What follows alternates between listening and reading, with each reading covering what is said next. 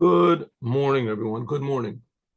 Good morning. It's the beginning of a new, beautiful week. And for sure, this week is going to be the one against all odds and against all expectations. Moshiach is going to come and educate the whole world. Okay, here we go. I mean, I've been thinking about this a lot. There's this idea in a religion that came to try to, I don't want to say exactly the name of this religion. Everybody knows what it is. Everyone knows what it is. So that there's a person that's going to come and he's going to save her. We have to be saved. And this person, he's our savior. He's our savior. So I thought about this a lot. And because I can't really figure this out, what do you have to be saved from? Well, we're all sinners and all that. This. Well, the fact is that religion, they took a person and they tried to use him to replace, to put him in the place of the Jewish people. And the Jewish people, because the Jewish people are the son of God. The reason I'm saying this is someone wrote to me, how do you explain the forbidden chapter of Isaiah 53? What are you talking about forbidden? Who is forbidden to? I mean, everybody, just read the commentaries. Just read the commentaries and they all say. So what does it say that, he suffered for our sins and he was beaten and he was suffering and he was suffering. So, and it's all the commentaries say that's talking about the Jewish people. That's all they were. So comes along this person and he replaces the Jewish people. What is the original sin? There is an original sin. What's the original sin? Original sin is that everyone is born ignorant. Everyone is born, they don't know what's right and what's wrong. It's not called a sin. You don't get punished because you don't know what's right or wrong, but it leads you to do what's wrong. That's what the original sin is. The original sin is that everyone is born lacking education. And that's the job of the Jewish people, is to educate the world. So the Jewish people, they're the son of God. It says in the Torah, right? Moses goes in, God sends Moses into Paro, and he says, tell Paro, my son, my firstborn, Jewish, my son, my chosen ones, Israel. And later on, the same thing, it says that you are sons of God. Don't make marks on your body for a dead person. Bani matam l'Hashem Elokeinu. The Jewish people, they're explicitly, that's where the idea came from, the Jewish people, that they're sons of God. It came from the Torah. This person, they chose a person, a Jew, and he said, I'm the son of God. I'm replacing all the Jewish people. So how is he replacing the Jewish people? You don't have to do anything. I'll save you. Just believe in me. That's exactly the opposite of Judaism. Judaism is this original sin is that everyone's born ignorant, and we have to be educated to know what to do and what not to do, etc. And that's what we're doing today. So I am acting like the Son of God, and I am saving you. What am I saving? I'm saving you from making the wrong direction, right? You want to go from Chicago to Miami or something like that if you're driving. So you have to have a roadmap. You have to know where to turn, what to do. The same thing is we want to go from where we are now to bring Mashiach. There should be an ideal world. How do you do it? What's the roadmap? That's what we're learning now. That's what we're learning now. Okay, here, let's go. One of the commandments in the Torah, it's in this week's Torah portion. One of the commandments of this week, we're learning the Torah portion of Akev. Akev. And one of the commandments in the Torah, there's 248 positive commandments in the Torah, 248 things that Jews must do. The Torah was written, 99% of the commandments in the Torah, is it 99%? I guess it's not. Let's see how many, there's 613 commandments, and only 7 of them are really for the non-Jews. So what's that? What's the percentage over there? 613, 7. So about, what is it? 613. So about 1% of the commandments, that's what I said, 99% of the commandments in the Torah are for the Jews. Right, are for the Jews. And the rest are for the non-Jews. The non-Jews are not really exactly commandments like the Jewish commandments, but okay. One of the commandments for the Jews is that after you finish eating bread, you have to make a blessing. You have to make a blessing. What is this blessing exactly? So the rabbis instituted the blessing according to what it says in the Torah. The first blessing is Moses made when the manna came down. There's basically 4 blessings. The first blessing is when the manna came down. The second blessing they made, that was Moses made. The second blessing they made when they entered the land of Israel, that's Joshua made that. Joshua made it. The third blessing on the Oretz, on the third blessing that was made from the Anshe Kedeset Gadol, the men of the great assembly, they made it. And the fourth blessing that was established later by the rabbis, but it was done when they, for several reasons. But anyway, so the first three blessings, those are the most important ones. Those are the most important ones. So the first blessing was made by Moses, and the second one was established, not the how do you say, the nusach, the wording, what should be included. So it says there the one reason that in the second blessing there has to be included. The second blessing is on the land of Israel. Second blessing is on the land of Israel. So it says in that second blessing you have to include a brit, the circumcision that God gave to the Jewish people. He gave to Abraham. That's when Judaism basically began. Right? God made a covenant with Abraham, and he said, "I'm going to give you the land of Israel." And he said, "Make this circumcision, and with the circumcision, now you're going to be able to have a son, a holy son." He had a son before that, Yishmael, but now you're going to have a son called Yitzchak. And Yitzchak, he's going to be the connector between you and the rest of the Jews. All the promises I made to you, Abraham, the land and etc., they're going to come through Yitzchak. And also that was when Abraham got his name changed. His name got when he made the circumcision. So you have to have, what's the connection between the circumcision, and you also have to include the Torah, that God gave us the Torah. On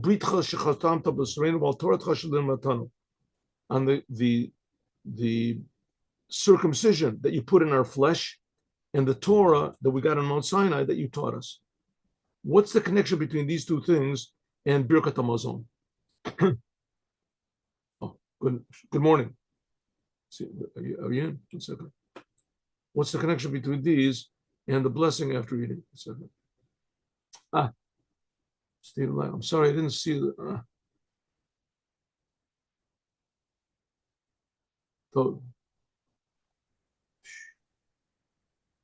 Oh, good. Okay, good.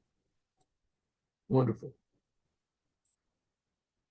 Good. Okay, good. Good morning, Steve. Here we go. Abba. So, all right, so let us understand why is it that in the second blessing of after eating, why do we have to include over there the circumcision that Abraham passed on to the Jewish people? That's the connection. The covenant between God and the Jewish people is this circumcision, and the Torah. That's another covenant. God gave us to Mount Sinai. That was like 400 years after Abraham. And Birkat HaMazon, and the blessing we make after eating, on the covenant that you put into our flesh, and on the Torah that you gave, in the blessing on the land of Israel. That's the second blessing, is on the land of Israel, right? So Moses made the first of the blessings of we make after eating when the manna fell, and Joshua when they came into the land of Israel. So the second blessing, that's on the land of Israel. Shomer is all the rabbis say. The rabbis say, what did the rabbis say? 1 second. There we go. The rabbis say, let me make this bigger. Excuse me.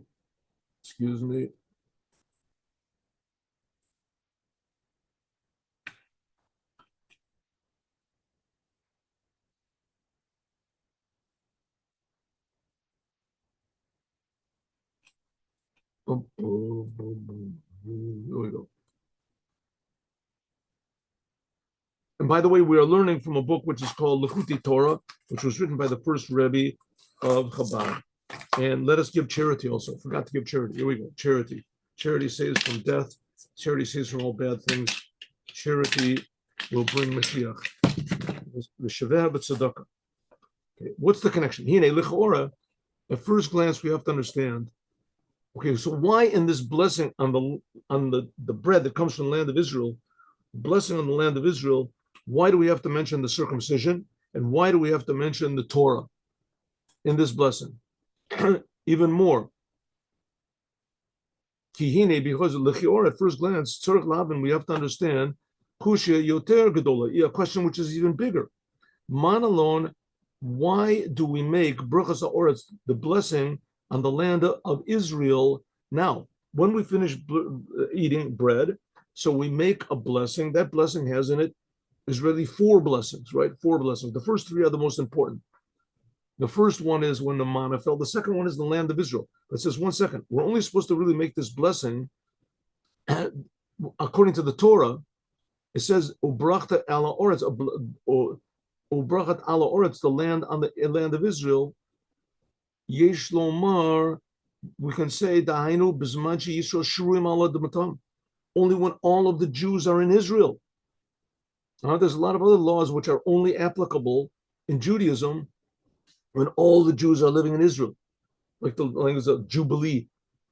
It's only the time when all of the Jews are living in Israel. So how can we include the second blessing if all the Jews are not in Israel? All of the Jews were only in Israel for not that long of a time. I mean, they were all there for the first 440 years. And then in the first temple, they were there like for the first 250 years of the first temple. So that's like 600, 700 years, all the Jews were in Israel. All the Jews were in Israel. And then after that, and the 10 tribes got exiled. And then after that, from then on, there weren't all the Jews. All the Jews weren't there. Nobody knew where the 10 tribes were. Nobody knew the 10 tribes. And even when they came back from the second temple, when the first temple was destroyed, they came back from Babylon. So a lot of Jews remained in Babylon. They didn't come back. So since then, since about, what is it? Let's take an example here. What's it must be like 2,700, 800 years, all of the Jews have not been living in Israel. So that one stipulation, that one critical criteria that all the Jews have to be on the land of Israel is not there. So we how can we say the blessing on the land of Israel? We're not there. We're not living there. I mean, true, it's promised to us, and true, even if one Jew lives there, like Abraham was only one Jew, the whole land was given to him. But the fact of the matter is now, the law is that we don't say thanks to God for the land of Israel until all the Jews are living in Israel. Okay, but Inyan. So why do we say it? The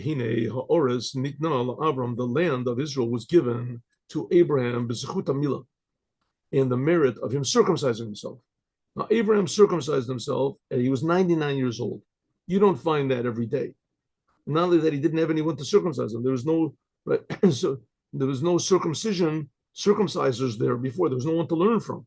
Abraham was the first one that did the circumcision, and he had to do it on himself. 99 years old. So God said, circumcise yourself. That's going to be the covenant with me. Right now, any normal person, I think, would say to God, God said, circumcise yourself. So maybe I'll make a tattoo. What do you say, God? I'll make a tattoo on my forehead. What do you say? Maybe, I cut off a finger, huh? Maybe my earlobe. Why in the world would God tell him to do that? But nevertheless, that's what God said. And Abraham did not ask any questions whatsoever. Said, for sure, no problem. Like it says, I will give to you because of the circumcision. First of all, God changed Abraham's name from Avram to Avraham when he made the circumcision. I will may give to you and your seed after you. This is what God said to Abraham. Et ha'oretz, this land of Israel, migurecha, for a place to dwell. Et kol ha'oretz Canaan, the whole land of I'm sorry, the land of your wanderings. I will give you the land of Canaan. La'achuzat olam, it will be for you forever. You forever. So especially these people, nowadays they say, the Jews don't belong to Israel. Israel belongs to the Hamas. Israel belongs to the Martians or something. And so you say, listen, you can say whatever you want to, and you have a good point, a very good point. Every other land in the world was conquered by all sorts of nations, and all sorts of different people live there. You can't claim, the eternal rights to the land of Israel. Can't. So we say, oh, yes, we can. We have the deed. The deed is the Torah, and God promised that to Abraham and all of his offspring. Who are his offspring? His offspring are going to be the ones that come from the circumcision. Yitzchak. Ishmael was already born, right? He was already born. He was 13 years old already. So the one that's going to come from the circumcision, that's going to be, or he was 12 years old. That was the this is, I'm going to give you and your seed the land of Israel because of the circumcision. Huh? Because of the circumcision. Ata and you at Briti Tishmor, but you, Abraham, my covenant you should keep. Ata, Zaracha, you and your seed after you, Ledorotam, for all the generations. Now, this is a very strange thing. This is a very strange thing. The Jewish people, one second. One close to it. The Jewish people are called the wise people. Circumcising your children at 8 years old is not the smartest thing to do in the world. It's not the smartest thing. To go some professor, we just had a boy. What should we do? Oh, take him. First of all, circumcise him. Why should you do that? I'm a little bit smarter than you. I understand. What type of smart? There's always groups that stand up, right? In Israel, that now they have in America, groups of Jews. It's cruel. It's cruel. You can't do it. They got a point. Take the 8-year-old child, but every Jew does it. In Russia, they stopped doing it for a while. In Russia, they stopped doing it for the communism. They made it. How do you say? They made millions of Jews leave their Judaism in Russia, so they didn't circumcise them. But now they're coming back. There's a big organization that circumcises older Jews from Russia. It says, Ata and you at Briti Tishmor, and you keep my covenant. Ata v'zaracha acharecha, you and your generations after you, for all generations will keep my covenant. That's the circumcision. That's what Abraham did, and he passed down this insanity to all of his offspring. Jews circumcise their children at 8 days old. The Torah, we have to understand, Ma Inyan Yerusha Ta'oretz, what is the idea of inheriting the land of Israel, the Inyan Hamila for circumcision? Why is it the Jews are crazy about the land of Israel and crazy about circumcision? Oh, and also, Hari Yisrael, the Jewish people, Neman and Brito, they are faithful to the covenant of Abraham, the Im Ba'oretz Acheret, and then even though they're not in Israel, the Eretz Nitna B'Yedei Zarim, and Israel is in the lands of the Turks and in the hands of the Byzantines and in the land of the Romans and the Greeks. What's that whole story of Hanukkah? The land of Israel passed hands from one to the other, and the Jewish people are living outside of Israel. When the Rebbe is writing this, the main body of Jews were living in Russia. So they're not on the land of Israel. They're not living in the land of Israel. And God promised the land of Israel to Abraham because of the circumcision. So we're doing the circumcision. Where's the promise of God? I'm only going to let the Jews live there. Huh? You see, Jews are all over the place. Okay, so the original question is, why in the blessing after eating on the land of Israel do we include the Torah and the circumcision? And the questions are, the land of Israel was given to Abraham because of the circumcision. But we see the Jews do the circumcision, and God does not give us the land of Israel. How can it be? So the answer is like this. Really, God's promise has been kept. The fact that God promised to Abraham the Yerushat, the covenant, and the inheritance of the land of Israel. But which land of Israel? The physical land of Israel, yes, but that can be temporarily occupied by others. But we get Yerushat, Eretz Yisrael, Eretz Canaan Ha'elyona, what's called the spiritual land of Israel, the land of Canaan, in spiritual. V'hi be'emet achuzat olam, and this is really an eternal inheritance to the Jewish people. Only Jews live there. In the spiritual land of Canaan. What is the spirit? We'll see.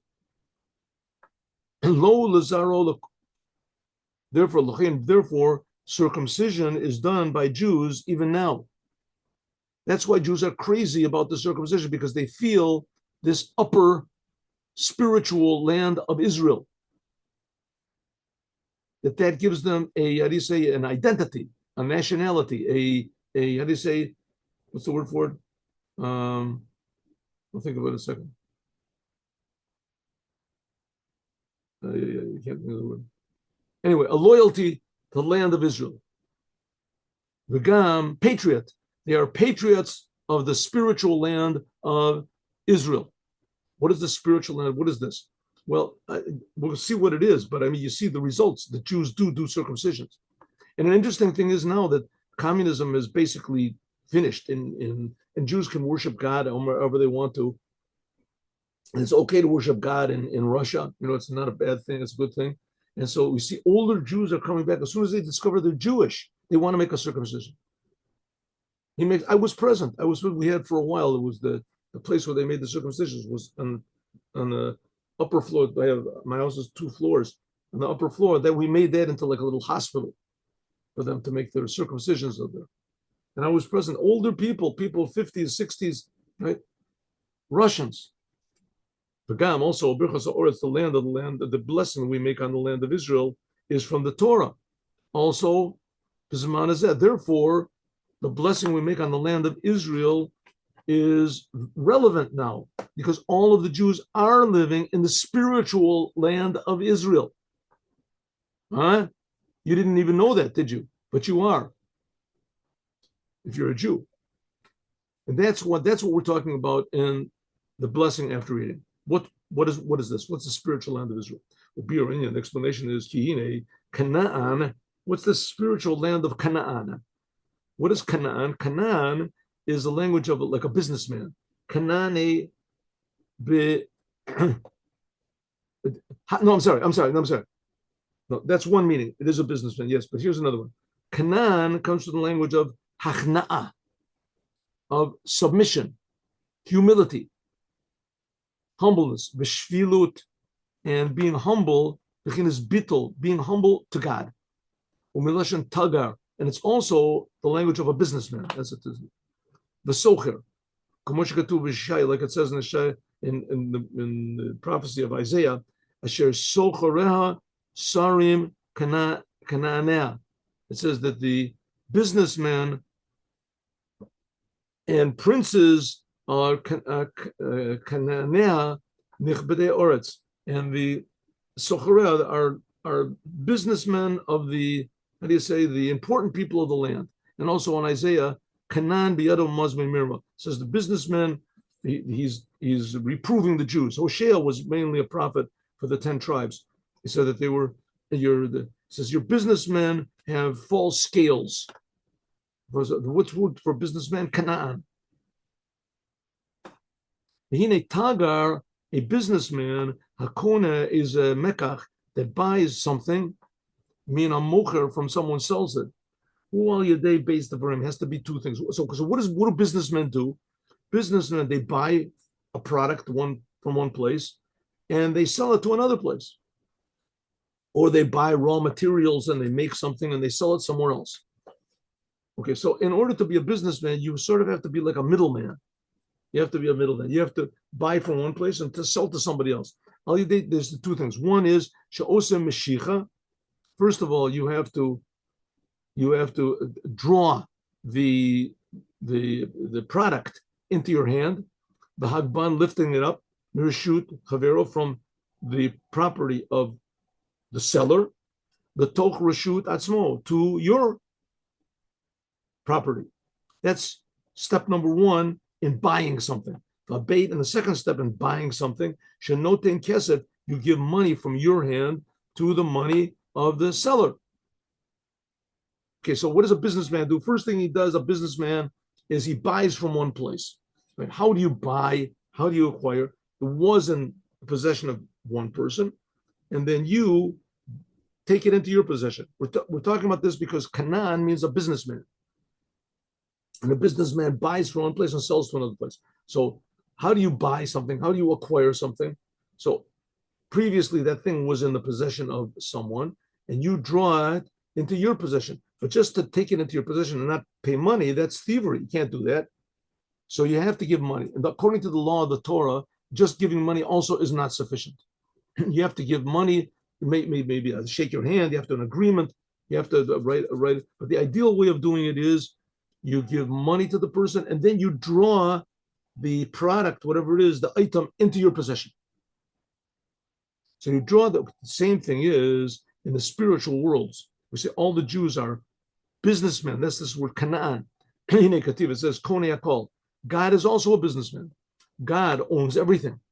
Who Gam Kenal Derech says simpler Kihine Atzmuto, God's essence. Ram Benisa is elevated and high, Migeter Olmin, from all the worlds. God creates all the worlds, even the spiritual worlds. Ravavo Midregos, God is higher than the worlds, tens of thousands of how do you call it, dimensions.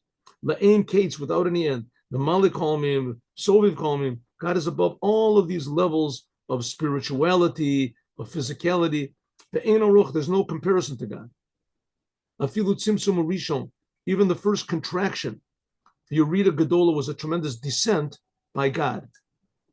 Umilin de Hedyuta, and they're like normal, what do you say, like the mundane speech. And with one just glance, Sofa Mabit, God looks to the end of the generations. Like it says in the Zohar, in one thought, God created the world. Okay, so who are we buying from? Who are we buying from? We're buying from God. We're taking something from God's possession and we're pulling it into the world. That's what a businessman does, right? That's what a businessman does. So we're dealing, that's Judaism. We're dealing with God, right? Dealing with God. What is God? Can't understand what God is. God creates us. God creates the spiritual worlds. You know how many spiritual worlds there are? We have no concept of what anything means spiritual. Even the lowest of the lowest spiritual worlds to us that's called heaven, right? A person after he dies, he goes to heaven. Everybody's going crazy and they're all crying and they're all, what happened? Joe went to heaven. He died. He just went to heaven. It's like he's not, you have no idea where he is. That's the lowest of the spiritual levels. We have no conception of what that means. Then there's what's called an upper heaven. Then there's higher levels and higher levels. Then there's what's called, that's all within the creation, spiritual creation. Then there's levels which are even before the creation, the tzimtzum and all these things. But God himself is the ultimate reality, and his reality is so infinite that we can't even understand the lowest level of the spiritual. And God is creating the spiritual. So we don't know what it is, but nevertheless, God certainly does exist. Here we are, we're being created, and he's creating us, right? But we don't feel it. So that's what the Jewish people are trying to do, is they're trying to draw down from God's essence into the world so that the world feels not just spiritual, that's all the other religions, which that's okay. That's not, that's not the goal though. If you think that that's God, that you're making a big mistake. We have to draw down godliness from the essence of God, the liot nimshach, and draw it down into the order of the creation. How do you do that? God is infinite. There's nowhere to grab. How are you supposed to take something? When God rose up in his will, God created the world on his own. He just desired to create the world. That's it. He created the world, and the world is infinitely distant, if you want to call it, from the creator.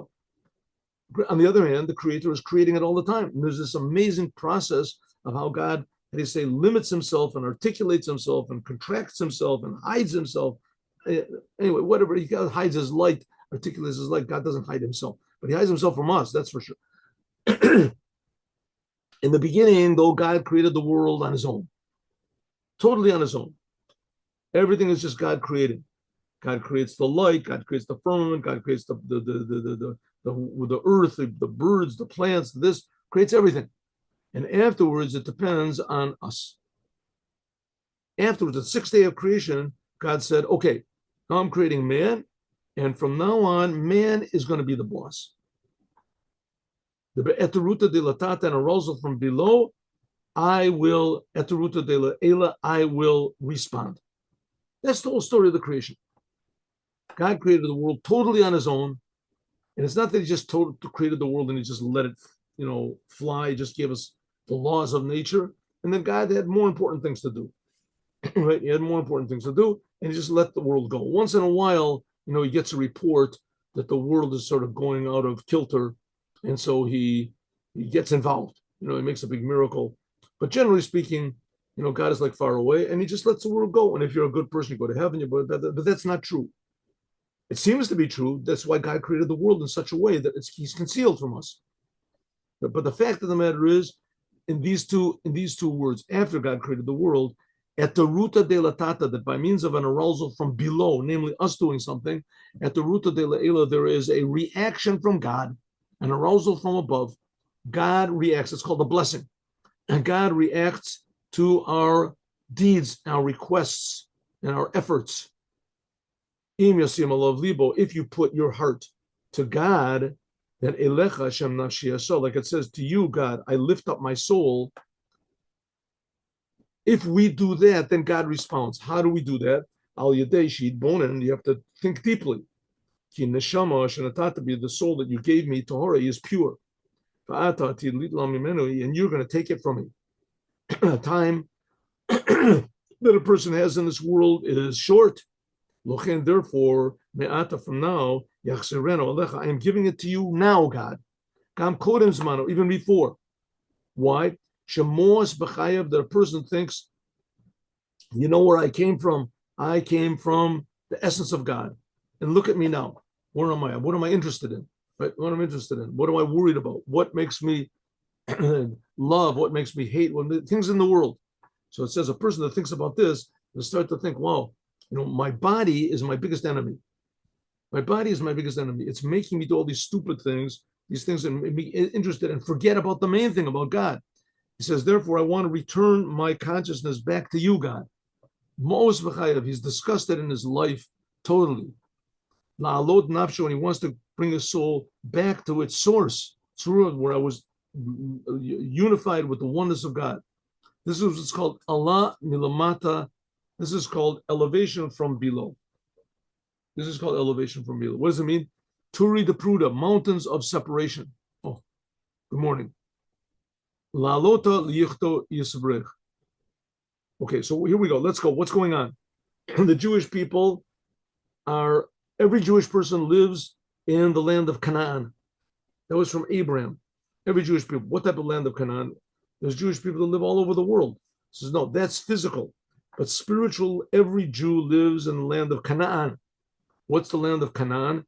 The word of Canaan means surrender to God. Hachna'ah, realizing that I'm just a creation. God is creating me. Everything I am, I'm owed to God. God is more real than I am. That's Canaan. And another one of Canaan means a businessman. Okay, what's the businessman part? We'll see. First of all, God, he's the seller. He's got the merchandise. And we have to bring that merchandise, which is the feeling of his oneness, into our domain, into this world. Okay, first of all, how do you do that? You have to go to the seller. You have to contact the seller. How do we contact the seller? Here we're talking about, I am a human being. You're a human being. We're all creations, right? We don't feel God at all. Then we don't necessarily there's no indication that God exists. No indication that God exists, right? Even when there was the 6-day war and there was big miracles, everyone in the world was saying God did it. The Israeli government said it's not God, it's our pilots. What are you talking about, God? What do you see, God? It was our pilots. It was this. No matter what, you make biggest miracles in the world, right? You can explain. That's why God made the world. He made the world that he'd be concealed. So God is concealed in the world. So good, that's the world. What about me personally? I'm sitting and thinking, I don't feel God. I don't know what God is. So explains the Rebbe. You know why you don't feel God? Because you feel only yourself. You feel only yourself. You feel only your immediate surroundings, your past, your present, your life, your desires, what makes you feel good, what makes this. That whole you, that whole I that I feel, that's the trap. That's that's the prison I'm putting in. So a person wants to get out of this prison. Says it's putting me into a false world, a world of lies. I got to get out of here. That's what's talking about going from below to above. Going from below to above. It means that a person has in his attitude, I have to stop listening to my urges. I have to stop listening to my thoughts. I have to stop listening to my my values. I'm totally wrong. The only one that's right is God. Now, this, of course, is not, you can't do this for very long because it's very negative. But nevertheless, that's step number one. Step number one. This is something like Moshiach v'Chabad Canaan. This is something like putting yourself into God's possession. And this is, so to speak, like God pulling you into his possession. Then, when we have we make an arousal from below, then what happens? That begins the business deal. Ruach, I see ruach, umamshich ruach. And that's one spirit brings a spirit and draws down another spirit. Okay, so let's take this a little further, right? I'm a businessman. What do I do? First of all, I have to contact the seller.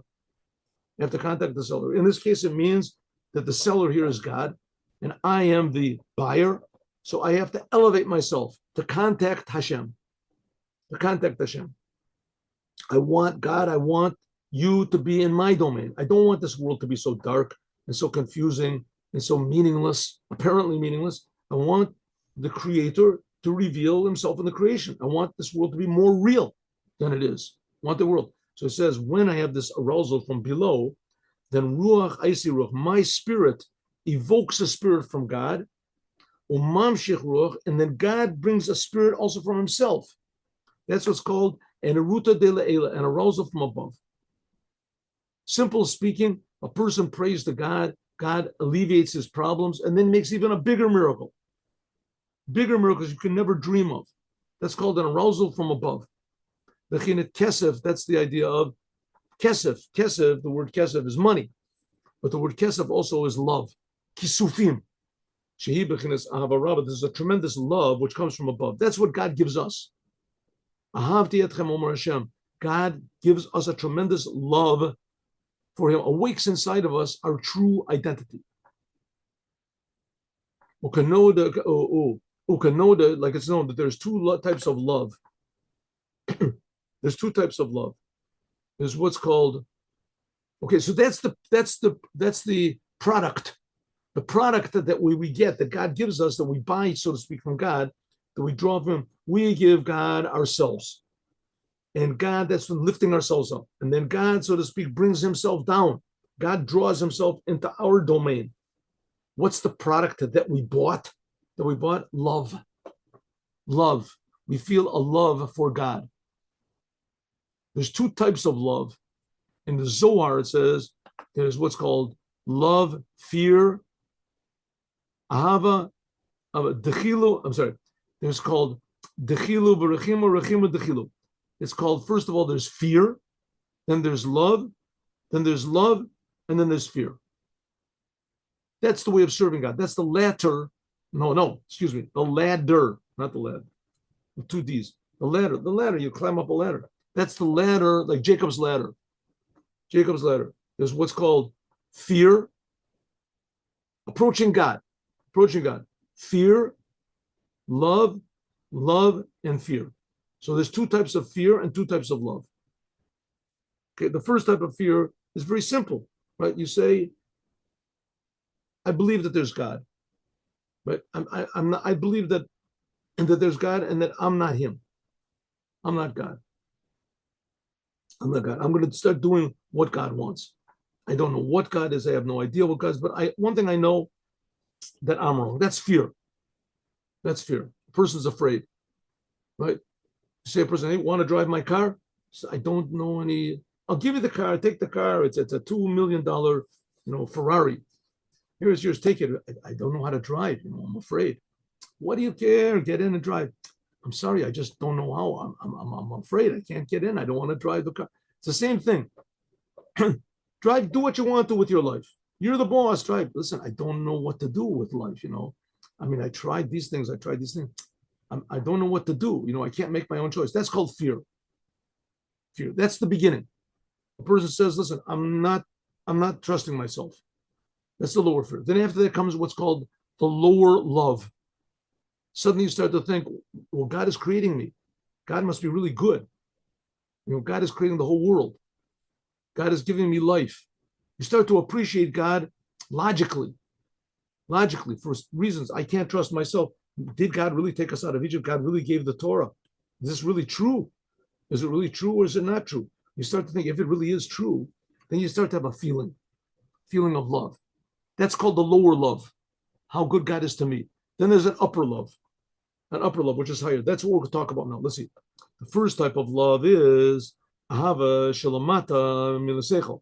This is love which comes from intellect.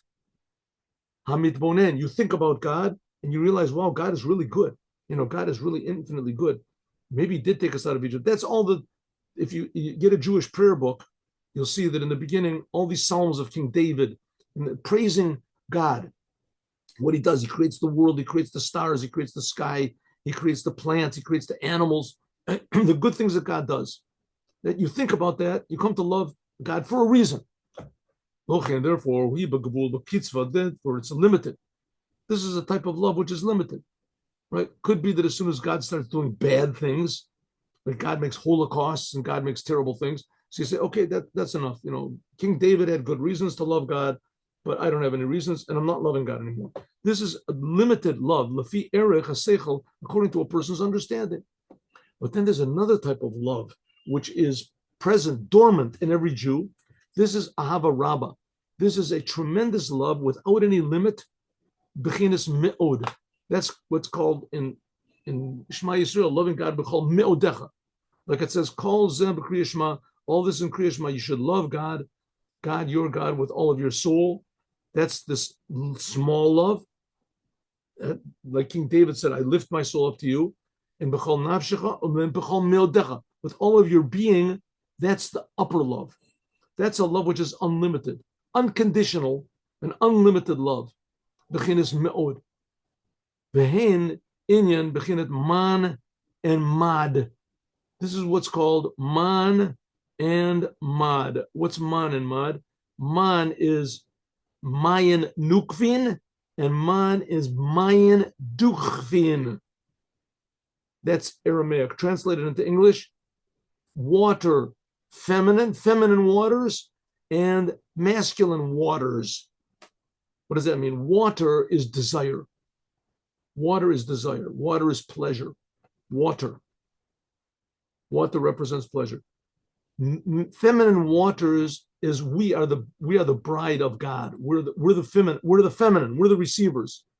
That's feminine waters is our desire to God. We desire God. We desire God is our creator. We desire Him. God is enlivening us. God helps us. God provides for us. God. He gives us eyes, gives us nose. That's called feminine waters. We're raising ourselves up to God. Then there's what's called masculine waters. That's God giving us blessing. God coming down to us, putting His desire to us. That's what the land of Israel is called, the land which flows milk and honey. A land which flows milk and honey. I'm going to skip this parenthesis. Okay, that's the land of Israel. Is called the land of milk and honey. Milk is love, and we'll see honey is a higher type of love. Milk is a lower type of love, and davash is chalav. This is the tchinas, emotions, like a baby. A baby drinks milk from his mother, and that makes the child grow up. That's very, how do you say, basic. That's this type of love. Love of a gadelas midos. This is a type of love which it makes the emotions grow up. That even though in the beginning there was just a small amount of love, this is very small, but by means of the upper love that comes down from above, they grow also. So the milk does two things. Milk is like very basic from below, very below, but afterwards it makes a person gets more and more mature, and he starts to love God in a more mature way. And Dvash, that's the land of Israel. That's the spiritual land of Israel is milk. Milk, that's this lower type of love, and which also touches on the upper type of love that makes you more and more mature and complete in your love of God. And Dvash, honey, this is the sweetness, which this is the tremendous type of love and of pleasures. That's the upper type of love. Like we said, then we will get pleasure Okay, so what's the Rebbe saying up to now? Every Jew is a citizen and is dwelling right now in the spiritual land of Israel. The spiritual land of Israel is simply an awareness of God, is a love of God. And even though it might be dormant and even though it might be concealed, but it's in every Jew without exception. And as soon as a Jew knows that he's a Jew, he, she, then it comes a little bit, and you say he becomes another word, relevant to this type of love, relevant to this type of love. Right? He's in the family. But then a Jew has to start to work. He has to start to think. He has to meditate, contemplate on what God is. That's the arousal from below. And then God reacts and arousal from above. That's already business. Business. We give something to God. God gives something back to us. That's why Israel is called Canaan. Canaan means hachna'ah, that we surrender ourselves. We subjugate. We give ourselves to God. And then God gives himself to us, because the word Canaan means humility and surrender, and it also means Canaan means businessman. So by us surrendering ourselves to God, God surrenders himself to us, so to speak, gives us blessings. And that's the idea of Canaan, surrender, and Canaan being business, as we'll talk about more, God willing, tomorrow.